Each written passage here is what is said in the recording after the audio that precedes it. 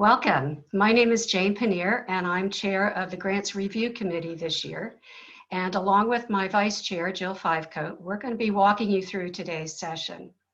We're really glad that you're watching this video today because we've had a number of changes to our grants review process this year. So this will certainly be beneficial to first-time grantees as well as those that have requested grants from Greenville Women Giving in the past. We've been extending grants now for 15 years.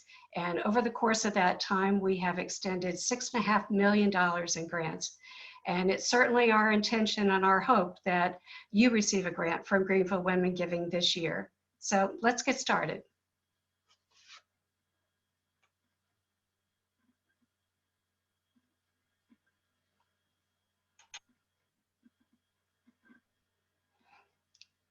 Our goal today is to position each one of you for success through our grant application process. Now, our goal is that everyone fully understands the grant process, that your application meets our GWG criteria, and I'm going to spend some time talking about what that criteria is. We hope that our application process is easy for you to navigate. We've done some additional work this year in streamlining our online application to make it as user-friendly as possible. And we want to make sure that you're clear on what our expectations are of you. Next. So for this year, for 2021, which is the grant season that we're entering now, we expect that our pool of funds from which we will extend our grants should be in excess of $500,000. Now, typically each year, or each grant cycle, we receive about 75 to 80 grants.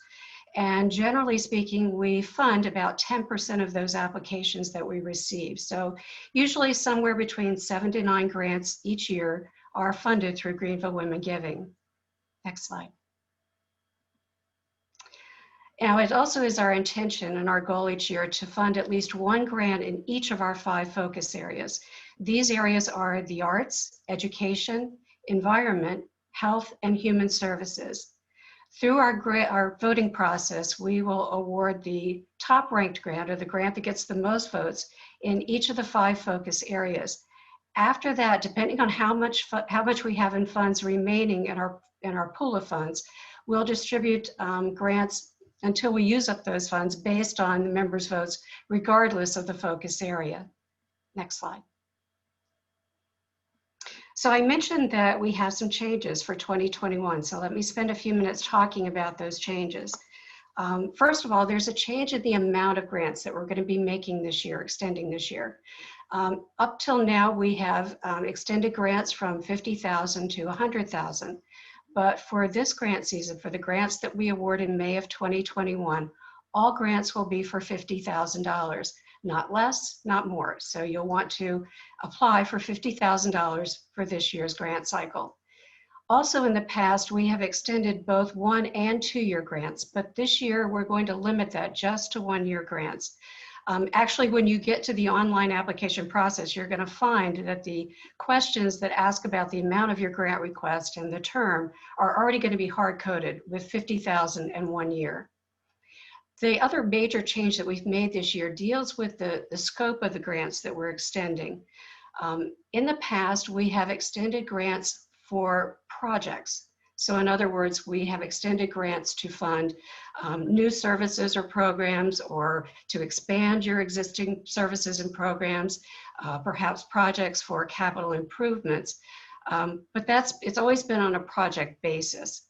This year, because of the challenges that you're facing with the COVID-19 pandemic, we understand that you may have seen a decline in your donations. You may be struggling in attracting staff and volunteers. So we understand that so many of you are doing great work already in the Greenville community, but what you need most right now is not a new project, but simply funds to be able to help you to continue extending the excellent services that you're doing. So if you have shortfalls in your budget this year or for next year, you're anticipating shortfalls, and you need funds for salaries, to keep the lights on, to cover utilities, to just to get the materials that you need to support your services, we will also be accepting grants for general operating support. So in addition to grants for project-related items, also you can apply for that general operating support grant. Next slide. There are some key dates that you'll need to remember through our process from now until May 20th, which is our awards ceremony and our annual meeting. You don't have to madly write these dates down. We have these on our website. Also, this PowerPoint will be posted on our website as well. But just to get you to understand sort of how our cycle works here, the grant application, our online application, will open on Sunday, November the 1st. So that will be the first day that you'll be able to begin applying online. And I say begin because you can start the process, you can save it, stop, come back to it later. That's perfectly fine. But you must have your grant completed and uploaded to Greenville Women Giving by November 27th at midnight. We will not accept any applications after that time. During January and February of next year is when our Grants Review Committee and our various teams in the committee, which focus on each of those 5 focus areas, will begin reviewing the applications that we've received. And as part of that, some of those applications will receive a site visit. So those site visits will be conducted through January and about mid-February when we start wrapping those up. The next important date for you is the week of March 23rd. That's the time that we will notify those organizations that have made our final ballot for the year, which is typically somewhere between 15 to 18 grantees that make that final ballot. April 15th is designated as our ballot showcase, and I'm going to come back and talk about that a little bit more in a few moments. April 30th is the deadline for our members to vote. So they're going to start receiving their application or their ballots in early April. And through April, they're going to be reviewing the information that we provide with the ballot. They're going to be perhaps participating in our ballot showcase. But in any event, if they're going to vote, they need to get those votes to us by April 30th. That means then that the week of May 3rd and probably Monday morning, we'll be notifying those grant recipients who have received approval for funding. The last important date is May the 20th, and as I said, we're hoping that will be our annual meeting. And at that time, we will announce our winners and provide their funding. Next slide. The Grant Review Committee, let me talk for just a few moments about that one. Our Grant Review Committee is composed generally of about 60 to 70 Greenville Women Giving members, and their onerous task through this process is to evaluate all the applications that we receive, to conduct site visits of those that they feel warrant further exploration. That's usually about 60 to 70% of the applications that each team receives. They will conduct a site visit. And then through that process of conducting site visits and voting, they're going to determine those grants that are going to appear on our final ballot. Our organization is designed so that each member of Greenville Women Giving is entitled to 1 vote, and a very large percentage of our members do vote for on that final ballot for the grants that we award. Next slide. So what's your role through this process? A couple of important things that we're going to look to you for. First of all, I mentioned site visits. So a number of you will probably receive a call from one of our team members requesting a site visit. The first thing that we ask is that you help us to schedule those site visits very soon after that initial contact. These teams have a lot of work to do. They have a number of site visits to conduct, so we need to try to get those started as soon as possible. On your end, this is really your opportunity to provide further information to the team about your grant, an opportunity to ask questions that the team members may have. We certainly encourage you, if you wish, to invite board members if you'd like to attend this. And these site visits this year will be Zoom calls. They will not be physical on-site visits because of safety reasons. So please feel free to invite board members. If this is, for example, a project-related grant, then you may want to invite those key employees that are going to be in charge of implementing that particular new program or expanded program.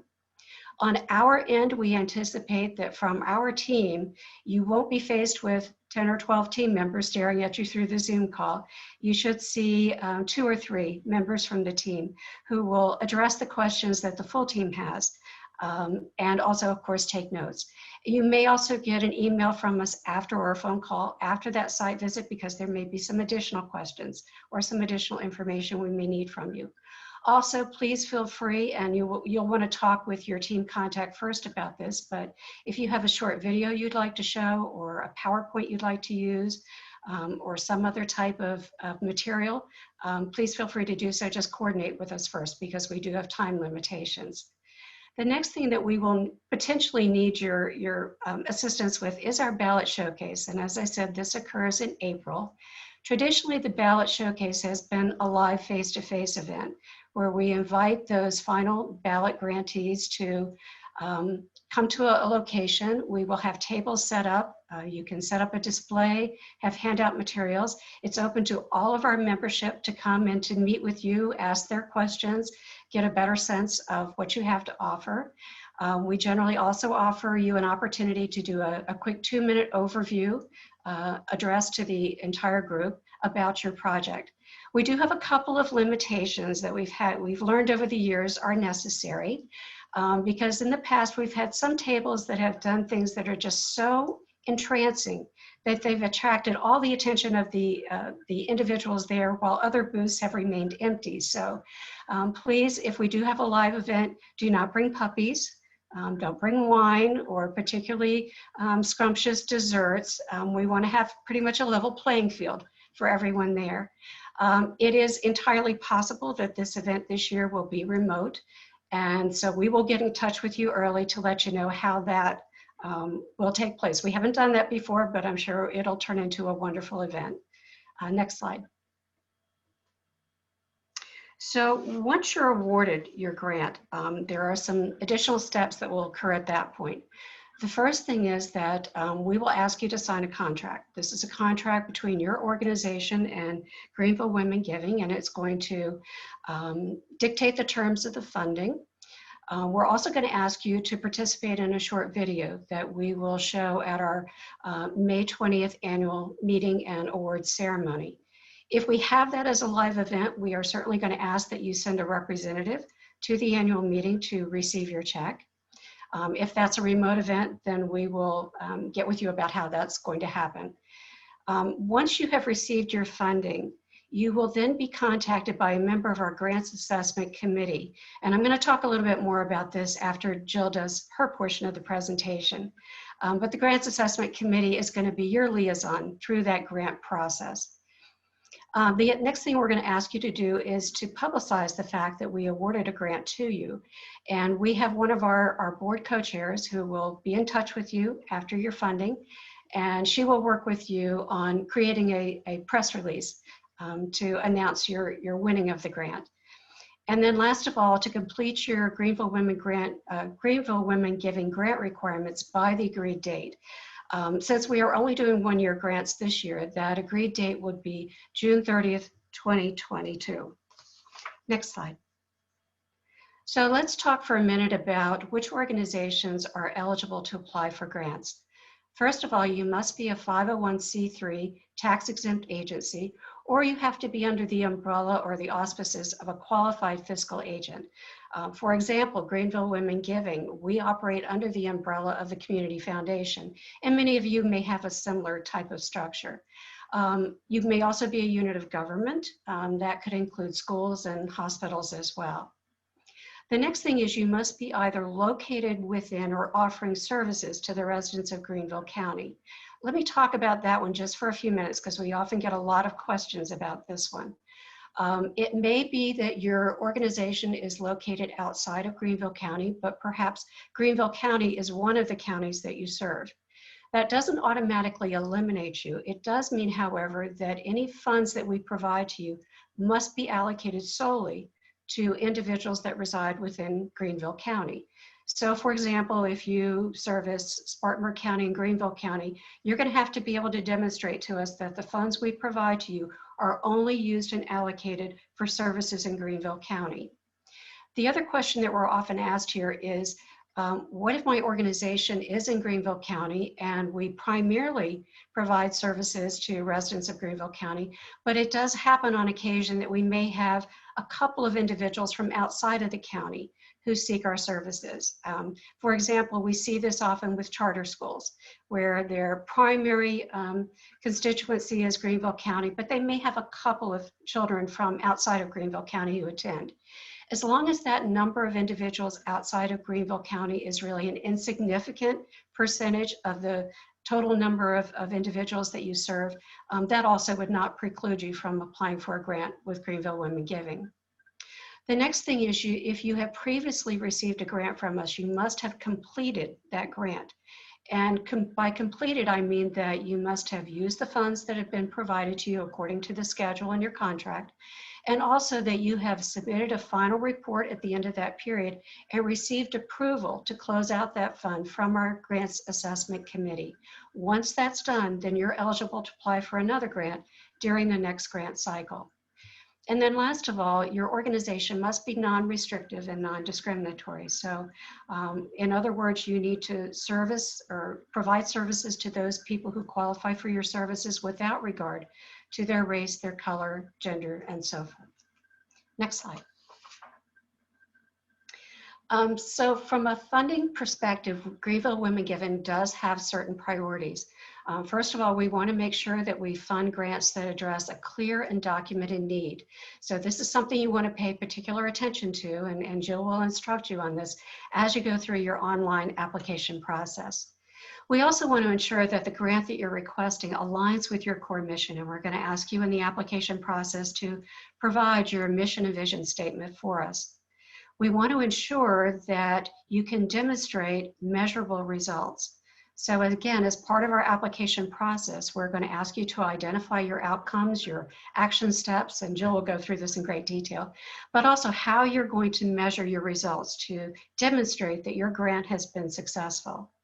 Again, it has to be achievable within that one-year grant period. And lastly, your grant request needs to align with one of our 5 focus areas. Next slide. There are things that we fund, and we've talked about these already, but we'll go through them one more time. And there are also things that we will not fund. So again, what do we fund this year, or what are we going to fund this year? Grants for new or expanded programs, grants for general operating support, shortfalls in your budget, that sort of thing. And lastly, grants for capital improvements. On the other hand, we do not fund grants for endowments, so we will not give you money to put into your endowment fund. We do not fund regranting for regranting purposes, so we will not extend a grant for you to turn around and grant to somebody else. We also don't extend grants that are restricted by religious or political practices. Let me talk about that one for a few minutes, because again, that can be confusing. We have certainly over the years, for example, extended many grants to faith-based organizations. So simply the fact that your organization is faith-based or politically based does not mean that you're not eligible for a grant. What it does mean, however, is that the individuals that you serve through your organization cannot be limited to a particular religion or a particular political party. So you need to be, generally speaking, open to the public. It's also imperative that the individuals who seek your services and participate in your programs not be required to attend a specific religious practice or a specific religious rite. If that is part of your program, there has to be an option for individuals that don't want to participate to do something else during that time. The same would be true for a political organization as well. So we want to make sure that there is no proselytizing being done through the program or service that you're offering. Also, as I said before, we don't extend grants for purposes outside of Greenville County. Next slide. At this point, I'm going to turn it over to Jill Fivecoat, and she's going to walk you through the nuts and bolts of the application process. Jill? Thanks, Jane. So now let's talk about the actual application. All applications, as Jane said, are required to be submitted online, and this is a snapshot of the page on the Greenville Women Giving website where the application and all information related to applying are found. So the website is found there at the bottom, greenvillewomengiving.org/grants. Now on the right in gold, you'll find links to our guidelines. In the middle is the actual application that you'll fill out, and then there's an information piece on frequently asked questions. Over on the left, there are links to the evaluation template and the printable budget template. Both of those are required additions to the application. And in the middle, there is the ability to print out the application instructions. So before starting, please take a little bit of time to actually open up and look at the application, and we recommend that you read the application instructions and the frequently asked questions, because there's a lot of information in those that will be helpful to you as you try to navigate through the application.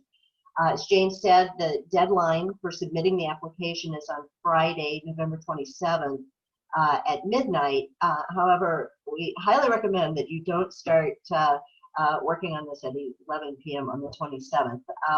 It takes some time to go through this, and we know, and you probably know, that technical difficulties are not unheard of. So we recommend that you really kind of set a deadline to submit this 3 or 4 days before that deadline. Next page, please. So now we're going to go over some of the details on the application, some of the things that we want to highlight. And the first is a request for contact information. So we're going to ask you to provide us with the name and contact information of an individual from your organization who will serve as the contact for all communication from GWG. And so this is somebody that you want to make sure can respond promptly to all of the requests and requests to set up appointments. And obviously give us the office information, the emails and office phones.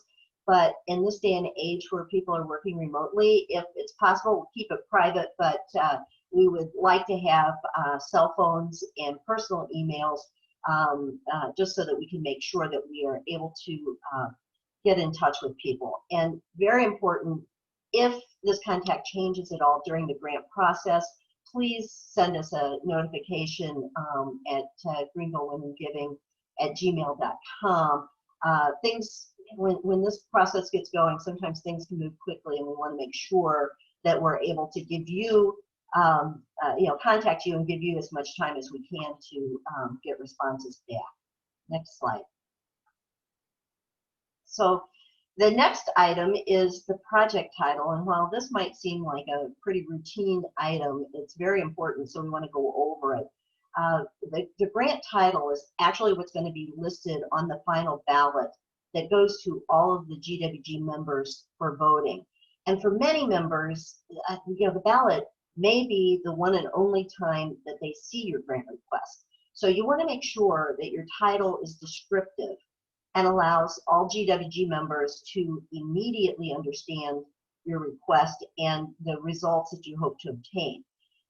The software we use has a space limitation, and it's limited to 5 or 6 words. So you get to be creative in coming up with that grant title, but it is something that you can do. So we've given a couple examples here at the bottom. A vague title for you, as you're putting together your grant, it may be a mentoring program.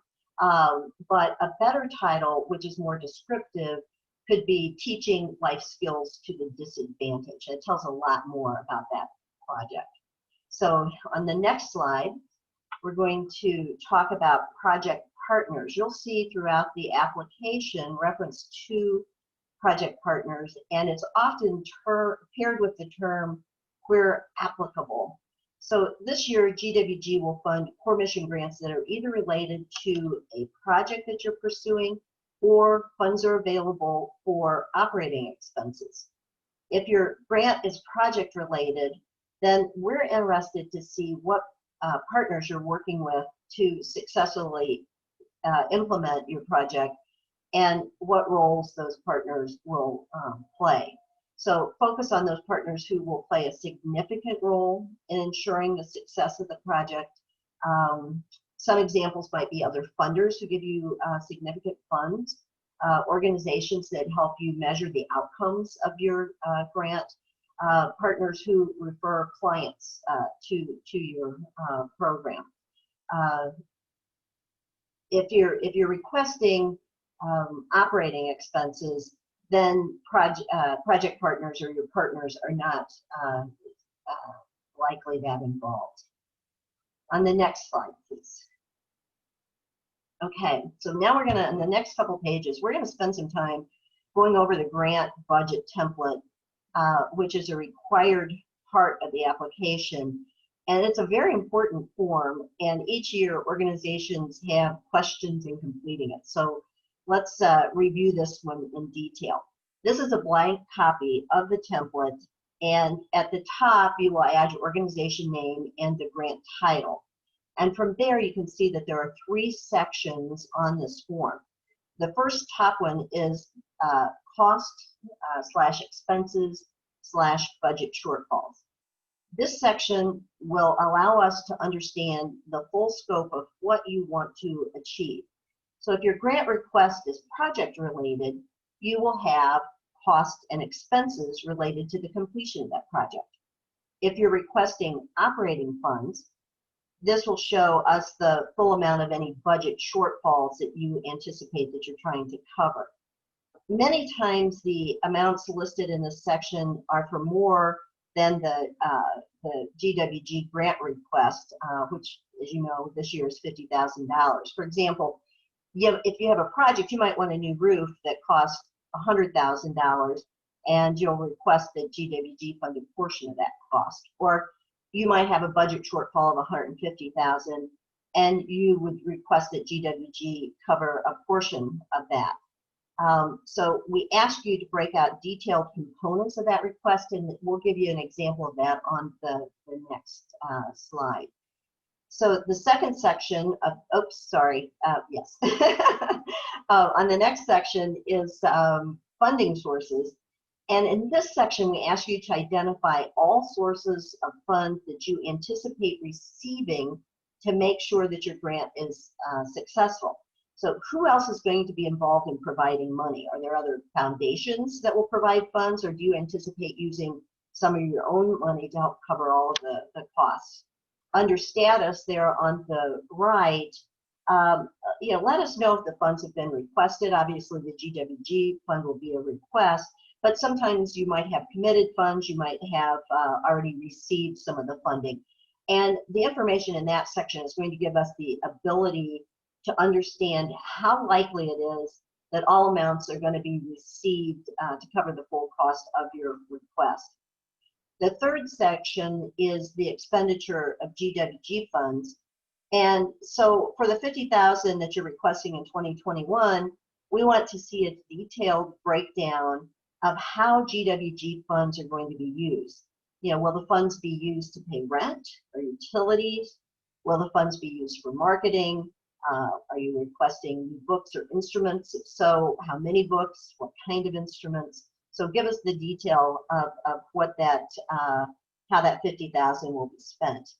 And then finally, at the bottom of this form, we are interested in knowing what percentage of the overall need will be covered by GWG funds. So the formula that's listed there, it's to divide the GWG amount requested at $50,000 by the total cost, expenses, budget shortfalls in that top section above, and that will give you that percentage. So now let's go to the next page. And on this page, we have, we've actually written one out, which may be a little bit more descriptive for you. So in this example, we have the organization name and the grant title up above. And in this example, the organization has a project that's going to cost $200,000 in total. So at the top, there's a breakdown of all the needs of the costs and expenses.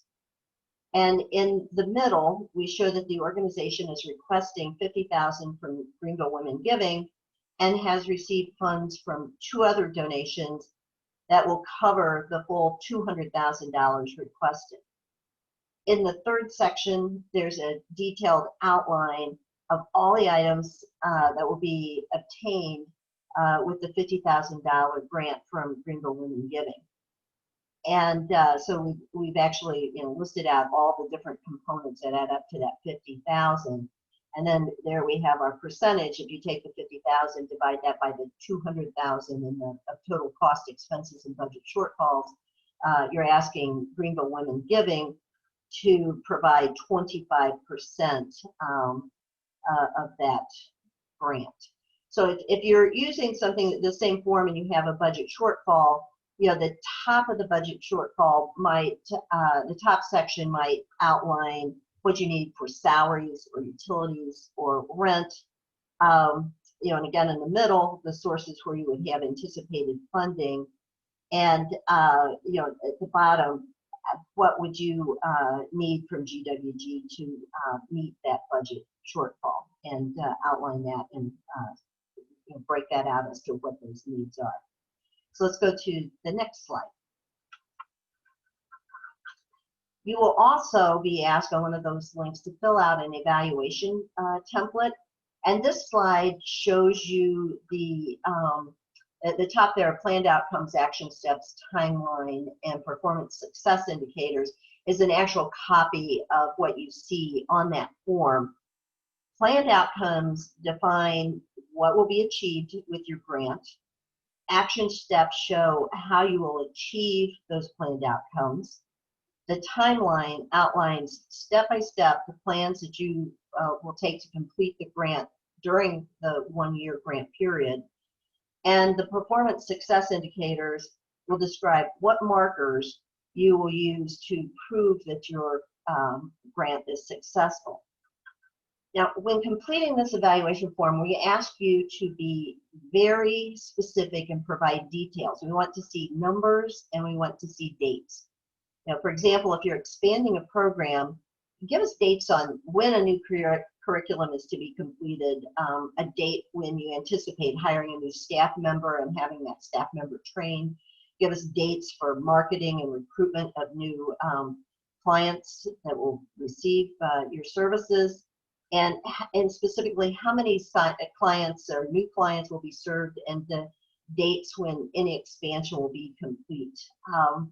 And you know, the flip of that is to try to avoid using any terms that are overly broad, such as, you know, we plan to reach every child of need in Greenville County. Well, that's really very broad and might not be achievable. So we're looking for specifics there. And to help you understand this form, it's actually used in two ways. First, the grant team, the grant review team, will use this information to help determine how well planned out this grant is and the likelihood that outcomes that you outline can be achieved.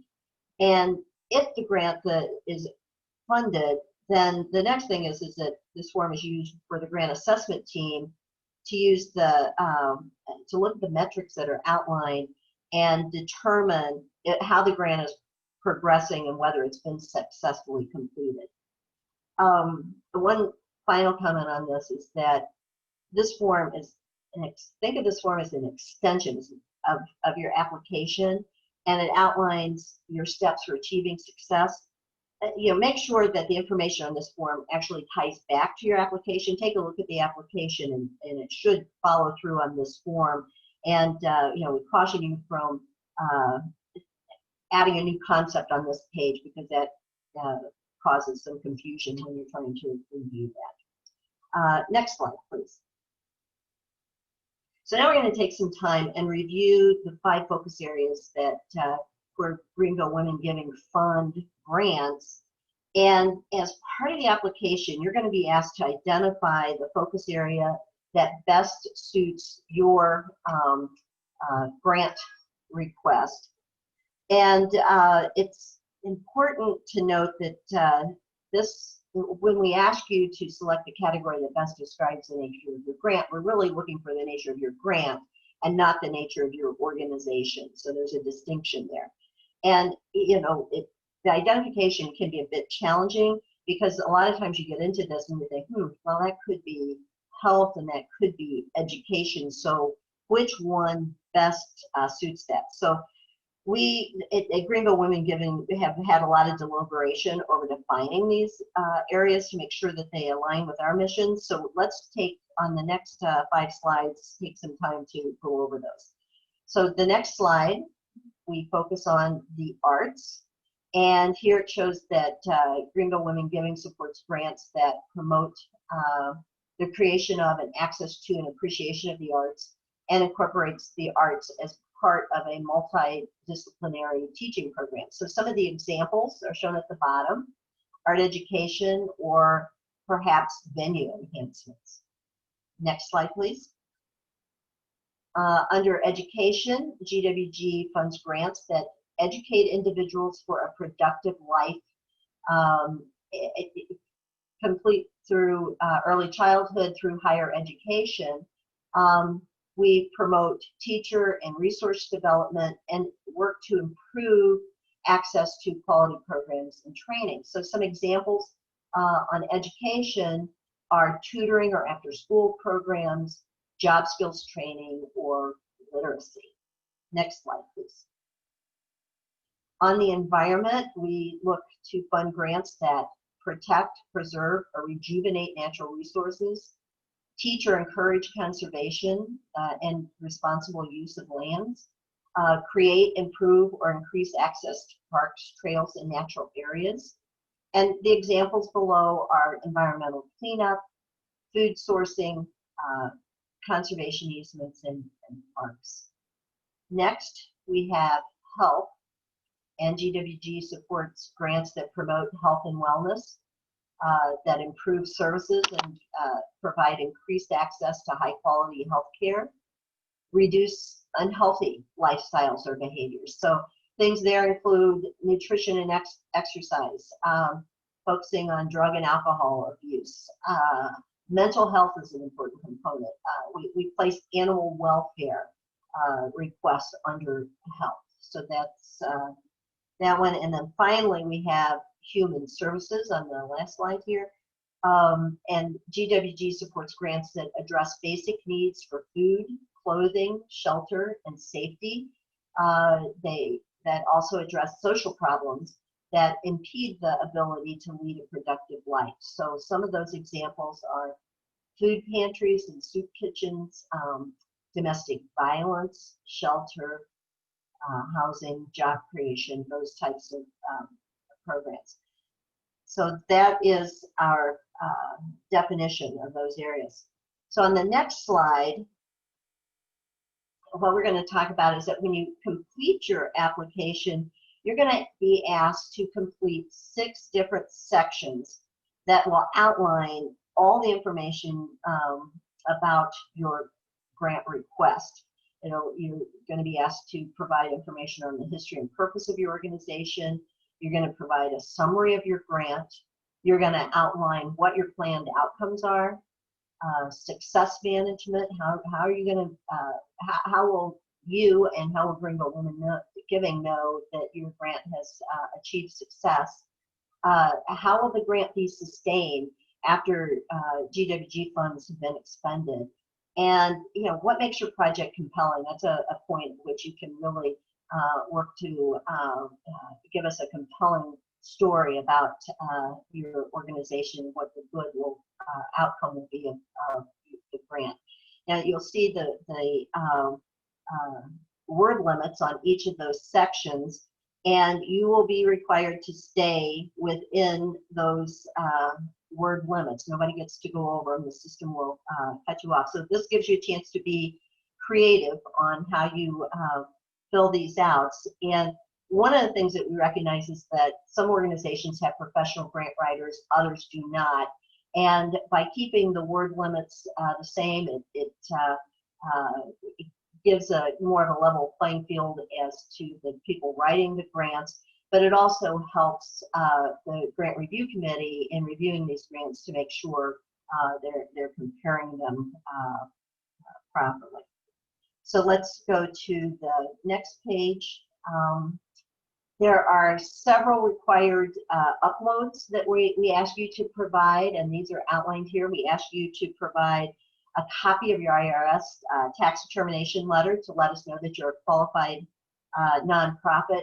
If for any reason the name on the IRS letter and the name that you're submitting your grant under don't match, it would be helpful if you would type up a brief explanation as to why they don't match so that we understand that. We ask for a copy of your most recent 990. If you're an organization that is not required to file a 990, you can type up an explanation of that and upload that explanation. This year, we're asking you to provide your most recent income statement and balance sheet. We also require that you give us a copy of your organization budget. Now, if you're part of a large organization, perhaps a national organization, please don't give us the national organization budget. What we're looking for is the budget from the local organization. Or if you're part of a large university, please don't give us the full university budget. Give us a copy of the department budget is what we're looking for. And then we will also ask for you to provide a list of your board of directors and their affiliations. Just give us a simple list is what we're requesting, something that has the name and title of the organization that the person serves with, such as Joe Smith, Executive Vice President of XYZ Bank. We don't need photos or bios, just a simple list. Next page, please. And then we give you also the option to upload 2 additional documents that relate to your grant request. And again, we want this to relate to your grant request and not to your organization. For example, don't upload your annual report. We can get that from your website. But do upload any information such as architectural drawings or construction bids. They're going to help us better understand your request. And then let's summarize on the next slide. So when we go through the grant process, again, please start early, thoroughly review the information, and submit it in advance of the deadline. Let us know of any changes to the contact person from your organization. And as you're writing, and maybe you're drafting this out in advance, remember that we have word limits in completing the application in subsections. Very important, please be specific in outlining how GWG funds will be used so that we have a complete, full knowledge of what we would be funding. Important as well is please make sure your budget numbers add up, and take the time to go back over and look at those to make sure that they actually add up. Take a look on as to any items that are not eligible for funding. For example, we don't fund for travel related expenses, so it would be best not to have those on your request. Some pointers when you're completing the application online. When each section is completed, you should save it before moving to the next section. And if you're not ready to do the next section, place an X in that section and save it, and it'll allow you to go on. We do recommend that you print and review the application before submitting it to make sure it's complete. Make sure you've completed all your uploads that you're required. Because once the application is submitted, no changes are allowed, and we will not consider any incomplete applications. And most important is the one on the bottom, is make sure that you receive an email from Greenville Women Giving acknowledging your grant request has been received. The next page, one of the following pages will have our website, but it's Greenville Women Giving at gmail.com is where you would send any requests for information. And we say if you don't receive the email within 72 hours, contact us. So that alone will tell you, please give yourself a few days before the deadline. So that is a summary of what we need to do on doing the grant application. So we're going to take it back to Jane, and she will discuss what happens once your grant is funded. Thank you very much, Jill. So the process, as Jill says, doesn't stop when you receive your grant. At that point in time, you will become acquainted with our Grant Assessment Committee. This is a small committee, usually 8 to 10 members. These are all individuals that have served previously on the Grants Review Committee. And one or two of those, or each one of those members of the committee is going to be assigned 1 or 2 grants to follow up through the course of the next year. So this person will really become your liaison with our grant organization management. Now, what their job is going to be, or what their job is they're to follow the progress of your grant based on the goals and dates and the budget that you submitted in your application. So they're going to be paying particular attention to the evaluation form to see if you're meeting your timeline, to see if you're progressing from one action step to the next. They'll be reporting back to the Grants Assessment Committee, and they are going to be the ones, as I mentioned before, that are going to determine when your grant has been completed and report that back to our members. Next slide.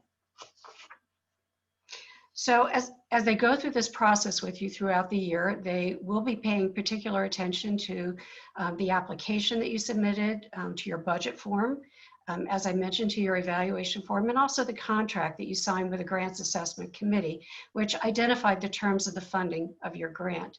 So their job is really to oversee the grant process through the conclusion and to provide status reports, as I said, based on their site visits that they make to your organization, the progress that you're making, and also potentially any change requests. It does happen from time to time as organizations go through that grant process that they find that they need to change direction a little bit or change gears, or something else has become a bigger priority through that project. So you'll want to contact your liaison should there be any changes that you need to make, so that she can then get approval from the Grants Assessment Committee, or if necessary, from one of our co-chairs on the board, for you to make that change and proceed through the remainder of your grant. You'll want to think about these individuals from the Grant Assessment Committee not just as a liaison or an internal auditor sort, but also as a resource. We have more than 500 members of Greenville Women Giving, and most of us either are currently or are retired from professional positions. So we're teachers, we're educators, we're CPAs, we're doctors, we're attorneys. We may have been executive directors of nonprofit organizations, or just have spent a lifetime working with and volunteering for nonprofit organizations. We know a lot of people, and we know a lot of things, so we may be able to be a resource for you. If you come to a roadblock in the process of your grant, don't hesitate to call your liaison just to see if there's any suggestions or help or recommendations that they might be able to provide to you. Next slide. So what we need from you in order for our Grant Assessment Committee to make this a smooth process, of course, is first clear and concise and complete applications. And Jill's given you a very good overview of all the information that we need from you through that process.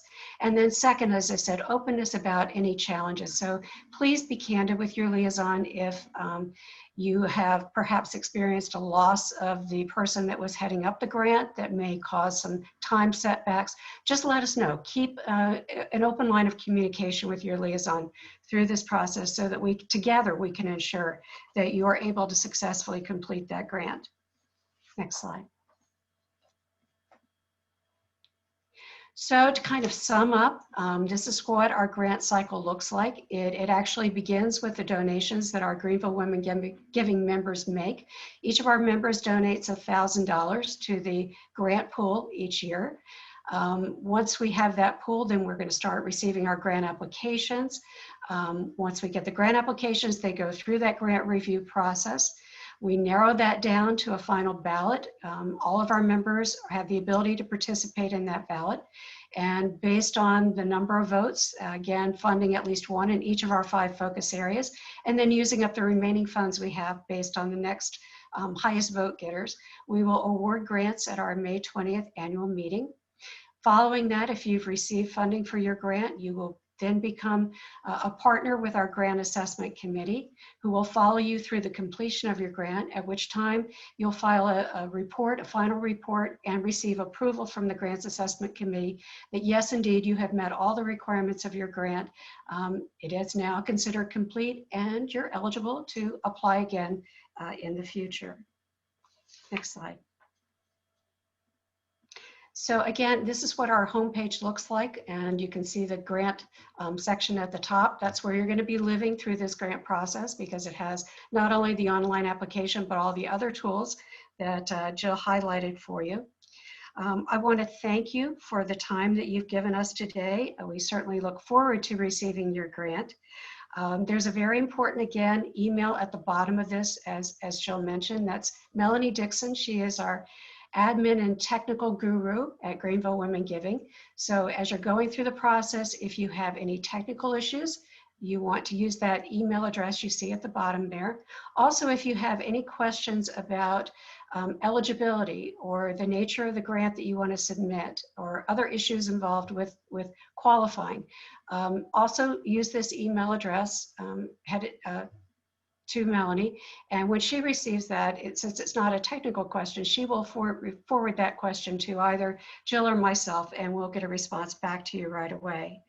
And lastly, before I let you go, just to get a reminder that after you upload and you submit your application, please look for that confirmation email within 72 hours. If you don't receive it again, contact Melanie and she'll work with you to make sure that that application is successfully submitted. So again, thank you, good luck, and I hope you get a grant from us. Thank you.